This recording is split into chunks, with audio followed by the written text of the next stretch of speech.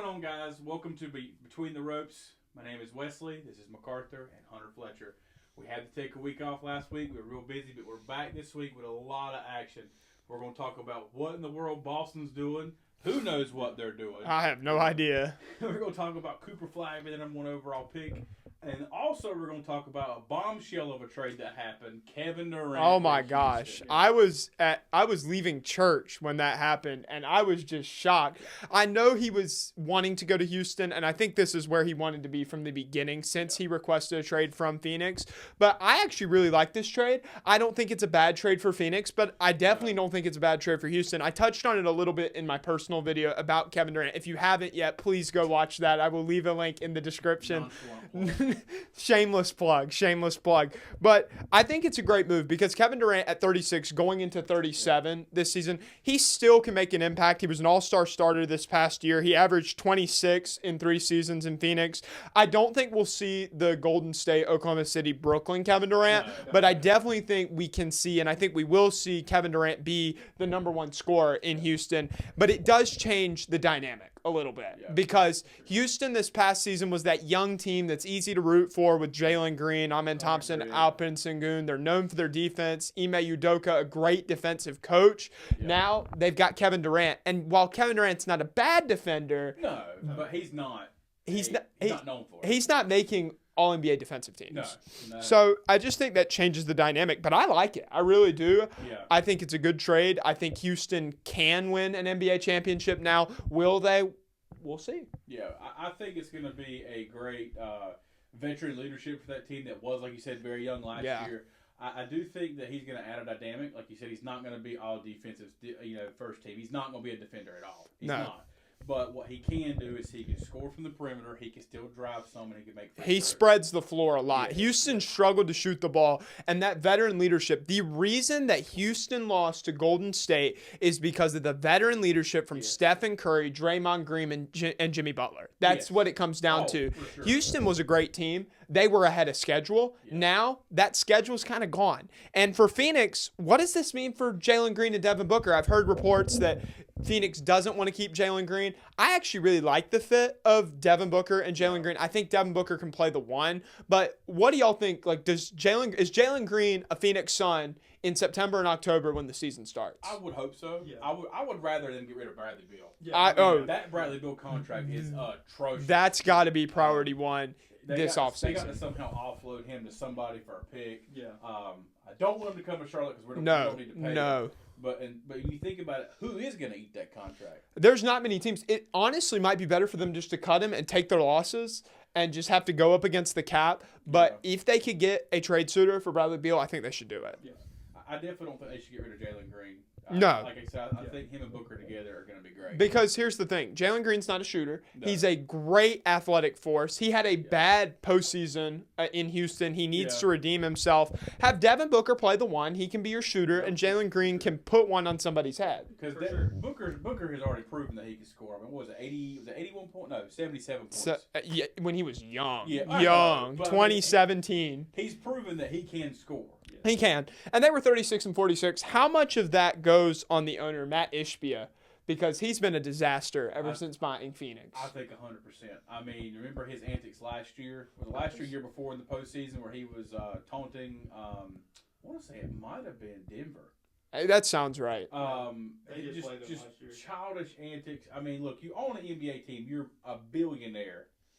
Act like it. Yeah. For sure. And I think him treating them like it's a little league team and him not actually stepping up and being serious about ownership is what caused the whole demise of the Phoenix. He's playing NBA 2K. He unloaded all those young players. They had something for the future. Mikal Bridges, Cam Johnson, Devin Booker. Yep. And at the time, I was as big of a fan of the Kevin Durant Suns trade. Yep. To be fair, I'm a Kevin Durant fan. Kevin Durant could probably shoot 0 for 20 and I'd be like, it's the rim's fault or something like that. I love Kevin Durant. So at the time, hindsight is of course 2020, but at the time I loved that trade and I thought Matt Ishbia was a complete genius. Now looking back, he's a complete idiot and that was not a good trade. But I think that this is right now a win-win trade. I think Houston did a really good job not having willing to give up more than just the 10th overall pick as far as picks goes. I think Phoenix gets a really good player in Jalen Green, a really, really good defender, an absolute pest in Dylan Brooks. But I'm excited to see Kevin Durant in that Houston Red alongside, I said it in my video, Alperen Sengun and Kevin Durant pick and roll is going to be nasty work. Well, and to piggyback off of what you said about him being in Houston, now the whole big three from OKC have all officially played in Houston. Yeah, I kind of forgot Russell Westbrook played in Houston, but it was in the bubble. That's right. It really was. Yeah. That was great. But I think that this Houston team's got a chance. They do. It's not going to be easy. Let's just be real. The Western Conference in the NBA is stacked. It's been that way. The East has always been very weak, but I mean OKC's primed to repeat. They are. I think we've got a dynasty coming up. Yeah. They're super young, super talented. I mean, it's just elite watching them play basketball. Yeah. I don't care what anybody says about it being a cupcake ring because everybody got hurt. Injuries are a part of the game. It is. It happens. You could put an asterisk or call it a cupcake ring. Every team, maybe in NBA history, because everybody likes to say, I even said this when the Lakers won in 2020. They had to play under the same conditions that everybody else did. Yes, we hate to see what happened to Tyrese Halliburton. I think if Halliburton's in the game, it gives them a chance to win, the Pacers to win Game 7. But the Thunder were the most talented team all season long. They went 68-14, number 1 seed in the Western Conference. They had the literal MVP, which I know a lot of people hate. I don't. I like Shai Gilgeous-Alexander. Kind of to piggyback off of that, I know we talked last episode about Shai Gilgeous-Alexander, and if he won a championship, did that put him ahead of Kevin Durant and Russell Westbrook as the greatest Thunder player of all time? Have y'all's opinions changed any? Because mine hasn't. I think, for me personally, if you're looking at just basically statistically, their run in OKC, yes, I think it puts him leagues above them. But if you look at their career in total, I don't know. Yeah, I want to go back on what I said 2 weeks ago. Okay. I know I don't usually do that, but Shai not only, helped them win, but he is the only player in NBA history to win a regular season MVP, Western Conference MVP, and Finals MVP. Yeah. He is the only player in NBA history. Call him a free throw merchant, whatever. I don't care. He got the job done. He did. I just said, I love Kevin Durant as much as anybody in the NBA, but Kevin Durant did not get it done in Oklahoma City, and he did them dirty. Shai Gilgeous-Alexander came in here. He came when it was absolute crap. I mean, he got to learn under Chris Paul, which was nice, but the team was in shambles. They had people wanting Sam Presti to lose his job, and he came in, he stuck it out, and now they're NBA champions. So for me, Shai Gilgeous-Alexander is the greatest Thunder player of all time. I said that 2 weeks ago. I say it today. And I will say, I'm going to go back off what I said 2 weeks ago. I'm going to put Shai 1. Yeah. I'm going to put Westbrook 2 or 1 or 2A and Durant 2B. I would put Westbrook at 2 just because of the loyalty factor. He was loyal. I still love Kevin, but like Hunter said, over career-wise, I'm not going to put Shai over KD because you can't. KD's had a great career so far. I just, as far as the Oklahoma City Thunder goes, I will definitely retract what I said 2 weeks ago, and I'm putting Shai number 1. Shai over Kendrick Perkins? I know he's not going to watch this video, so I don't care, but I cannot stand Kendrick Perkins. If yelling at somebody makes you feel smart, then Kendrick Perkins is Einstein. Just saying. That's wild. It is wild. But speaking of, still in the NBA, what is Boston doing? Let me ask this. Let's ask the Boston fan. I don't know, but to me personally, what Brad Stevens got to be cooking something up because he doesn't do anything without a reason. I don't. I love Brad Stevens. I loved him as a coach, and I think he's got something cooking in his mind right now. I will say, whenever I was looking at some of the recent, trades they did between them and Portland, and then them and the three-team trade with Atlanta and Brooklyn. Yeah. I was wondering what they were doing for Porzingis. I was like, what are they doing? And then I got to thinking, is he making free cap room to go after a free agent? It does say that. Good. I thought the same thing when they traded Kristaps Porzingis. My initial reaction was, why did the Boston Celtics trade Kristaps Porzingis for a bag of potato chips and a tea leaf from the Boston Tea Party? Yep. But then I saw that it saved the Celtics $180 million from the luxury tax. I'm still wondering why they traded for Georges Niang. I don't understand that at all. Yeah. But I do understand the cap room. Yeah. I think that the Anthony Simons trade in Portland, getting Drew Holiday to Portland, yes, you hate to lose Drew Holiday. He's a great perimeter defender. He's one of the best perimeter defenders in NBA history. Yeah. But Anthony Simons, he's a young player. He's good. He averaged, I think, 19 points a game, somewhere around there. He's a great young point guard. I thought that was a great trade. I really did. But Boston, we gotta ask ourselves a honest question. Would Boston be blowing up their team because we're hearing reports they might trade Derek White, they might trade Jaylen Brown. By the time this episode comes out, they might have traded both of them. Yeah. But is this happening if Jason Tatum doesn't get hurt against the Knicks? Well, what I'm thinking about with Jason Tatum being hurt, he's not going to be here all year next year, pretty much. Do they want to offload Jaylen Brown? I doubt it. I've heard some reports that it was a possibility, like you said, with him and Derek White. I think if Jason Tatum's healthy, I think you would see them not making and not being so aggressive. I think Porzingis still would have been traded. Yeah, I do too. I do too. I think Porzingis would have been traded. But I just think there's got to be something cooking. Is it James Harden? Is it Julius Randle? Well, I mean, my thing is, do you think your team goes after James Harden and then trades Jaylen Brown? Yeah, let's ask the Celtics fan. Me personally, I don't think that Jaylen Brown is going anywhere because they really can't stand to lose Jaylen Brown right now because Jason Tatum being out all next season. And you could say, trade him, build for the future. But Boston has been typically, over the last few years, win now. Yeah. We want to win. Y'all now. are still in win now mode, by the way. If you don't trade Jaylen Brown and you don't go after James Harden for agency, I could see you going after a big with Al Horford leaving. Yeah, Miles Turner for Indiana. Yeah. I think y'all still keep Al Horford on a cheap deal and have the opportunity to get Miles Turner. I think Miles Turner is one of the most underappreciated guys in the NBA. I love Miles Turner. I remember when he was in college, which makes me feel kind of old that like he's already over 30. You like, feel old? Yeah, for real. But yeah, I'm really confused by the direction of the Celtics. I would expect this from the Hornets. I really would, where there's just no direction. Just get rid of everybody. But I was kind of surprised with the Celtics. They do have to do something. I will give them that. I trust Brad Stevens because I think he's a great exec. I think there's some collaboration there between Brad Stevens and Joe Mazzulla, and they have an idea of what they want the future to look like. I don't think Joe Mazzulla is going anywhere. No way. In the next few years because if he does, I'll be shocked. Coming in, I hope he comes to Charlotte. Udoka situation and just he Come on. put on just an absolute coaching clinic. Yeah. And he was the guy for Boston. Mazzulla is a good coach. Yes. I think Mazzulla is a good coach. Y'all have got some. Not rebuilding, retooling. I would definitely say y'all are having a retool off season. I don't think y'all are gonna blow it all up. No. We're not. They're not gonna blow it up. But there's some parts that. I think Derek White's gone. I think Derek White's gone. I don't know. He's got a big contract. He's 30 years old. Yeah. I like Derek White, but the fact that y'all just traded Porzingis, which we thought was going to happen. And if y'all don't trade Jaylen Brown, and I think the Jaylen Brown trade talks kind of died down. You know, he was connected to Houston for a little bit.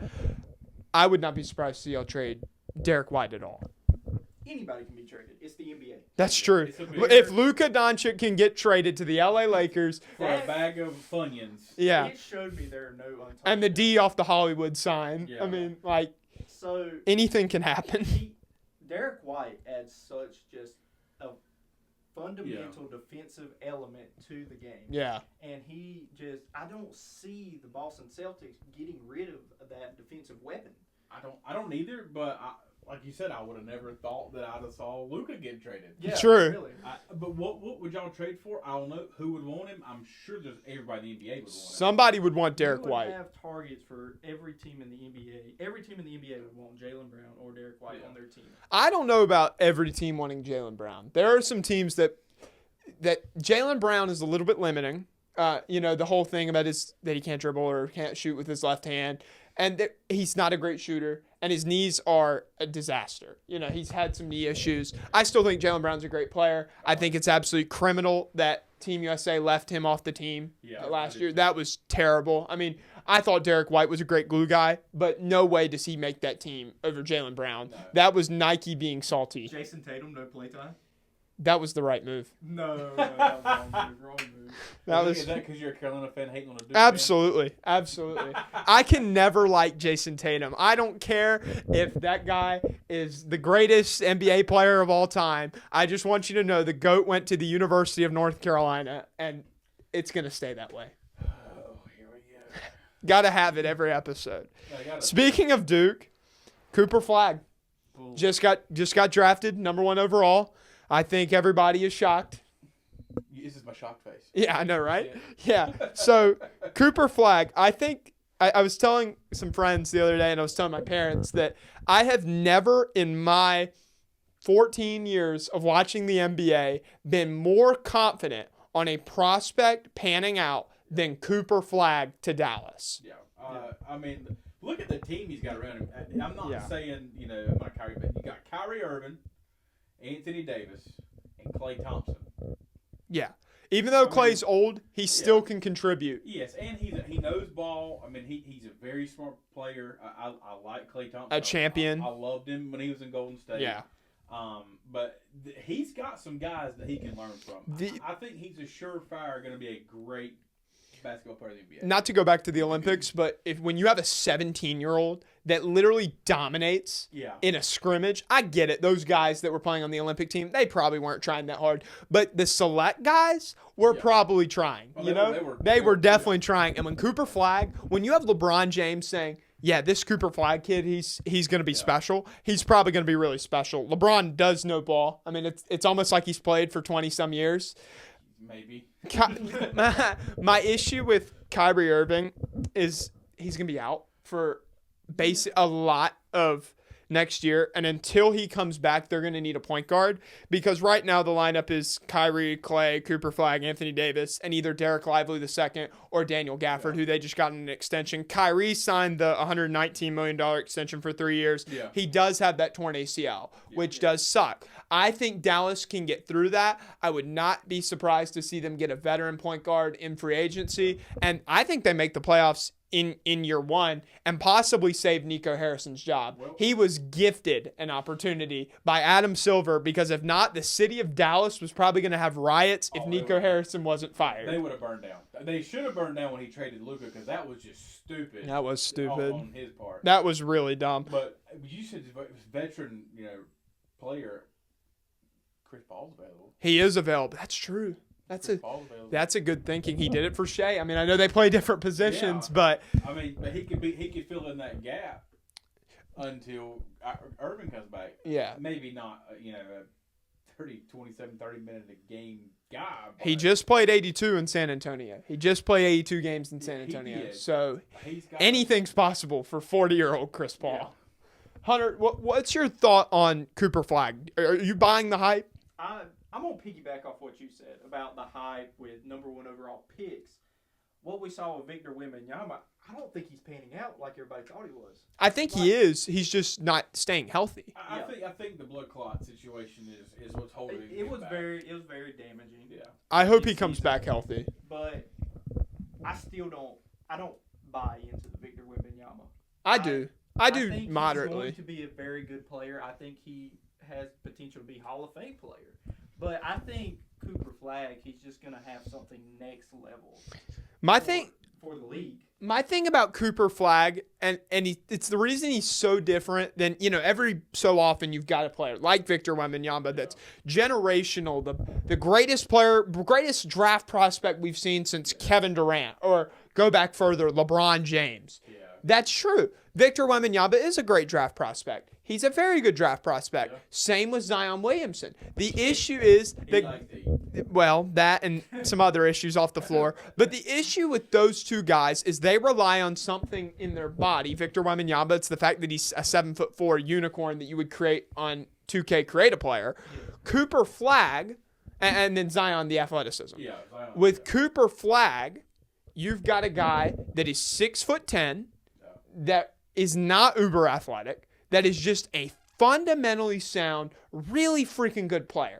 And he has very few weaknesses to his game. I would actually say that shooting from outside would be Cooper Flagg's biggest weakness. And don't leave him open. Like, don't leave Cooper Flagg open. He proved that in the tournament. He will pull it. He can shoot. I mean, he can really. Again, he's not athletic. Yeah. But he doesn't rely on athleticism. So even if he got hurt very early in his career, which I hope does not happen, because injuries are ruining so many young players, and Even if he is a Duke player. I like Cooper Flagg. Okay. I like Cooper Flagg. I do not want to see him hurt. Yeah. I know my Carolina fans will probably not agree with me, but I like Cooper Flagg. I think he's going to be, like I said, I would put a lot of money down saying that he is a generational prospect. He might be the face of the league in 10 years from now. I probably wouldn't say face of the league yet, but I think he's got a chance to be one of the superstars in 10 years. So let me ask you, if he's not the face of the league, who's the face of the league? In 10 years? Yeah. I think you're going to be looking at Anthony Edwards, Shea, maybe LaMelo Ball if the Hornets can figure out what in God's earth we're going to do. If he can get his ankles taped. That's true. I think those are going to be your face of the league. Face of the league guys. I do think Cooper has a chance to do it, yes. But I also believe that I think he'll eventually start being a superstar and then step up. Because you still got Luka that's out there, Anthony Edwards, like I said, Shea. I mean, there's still plenty of young guys now that will be in 10 years older that probably will. Plus, AJ Dubance at BYU. Yeah. So there are guys that might be sitting in their 8th grade math class that we haven't even thought about yet that might be the face of the league. I mean, or some kid overseas. You never know. Yeah. Like the way we're drafting kids from Europe and France. And oh my Spain gosh, and, Europe is doing such a good job with their basketball program. We are not in America because I think Cooper Flagg could change that. I think could. and on the world stage in the Olympics, I've talked about the Olympics a lot. It's just because I love the Olympics. We had such a fun team last year. But I think Anthony Edwards and Cooper Flagg are the 1-2 duo that puts USA back in the driver's seat. Like, yes, the Lay Avengers team, like, kind of solidified, okay, we're still number one. You know, I think Cooper Flagg and Anthony Edwards are the two guys that are just going to let the whole world know, hey, look, y'all still have got some catching up to do. Oh, Anthony Edwards, a.k.a. Michael Jordan's son.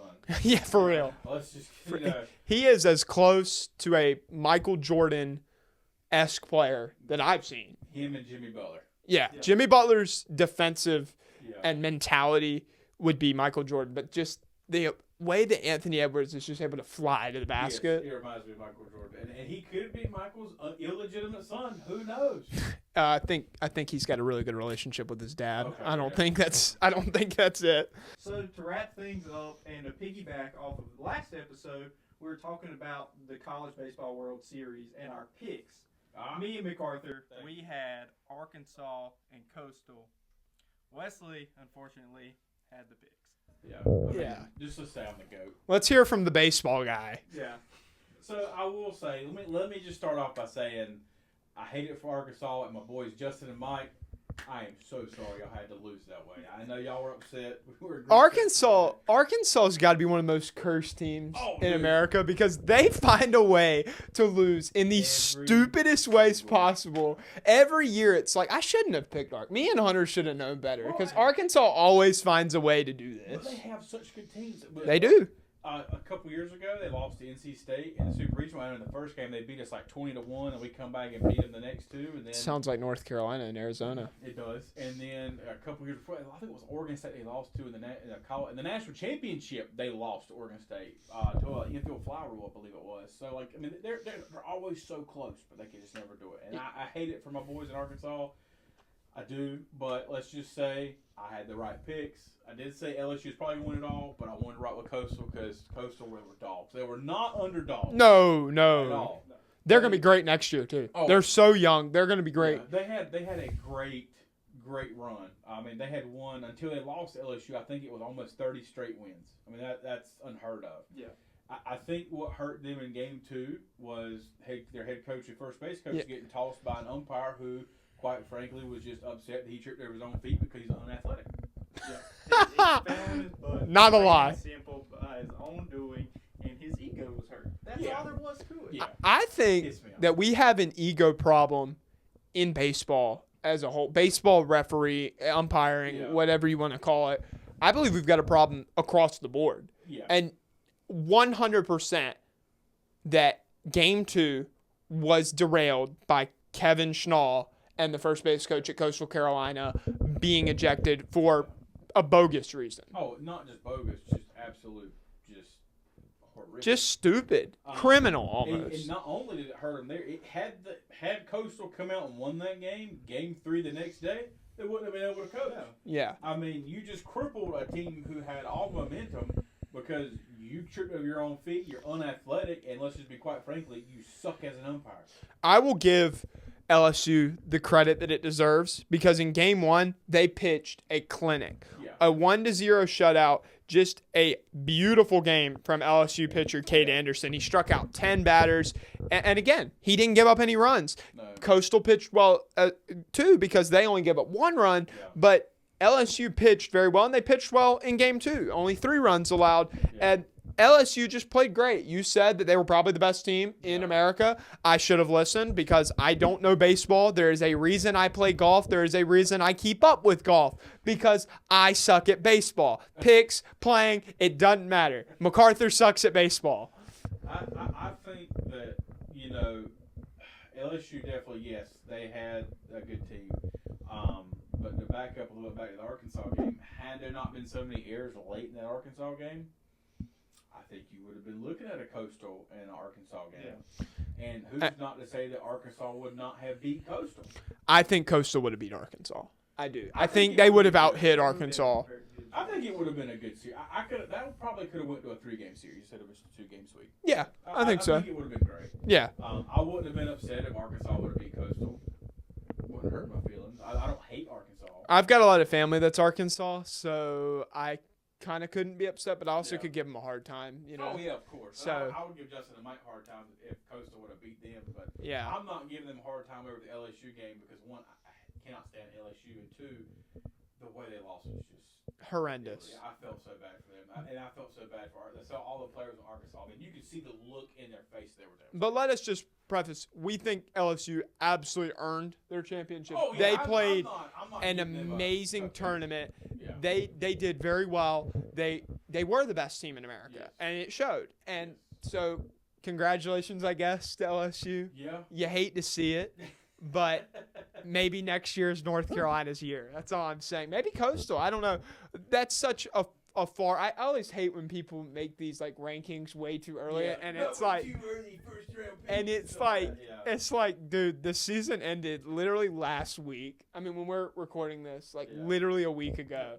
Like I saw something going back to the NBA where like. Literally, the Thunder won at like 11 o'clock, and at 11:45, we had way too early power rankings. Yeah. And shockingly, the Hornets were a top 10 team.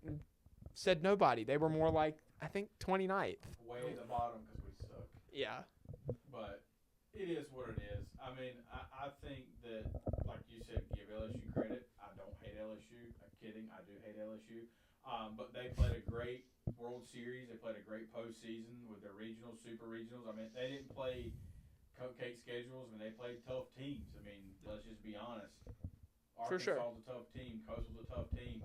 I'll give them their due. Their flowers. Yeah, I'll give them their flowers. I'll give them their rings. I'll give them their cake and let them eat it too.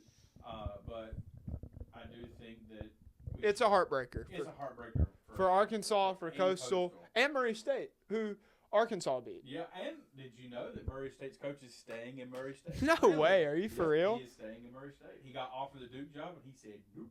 Really? Yep. That's a surprise. Good, yeah, good for him for the loyalty. Because let me just tell you, that would not have been me. But I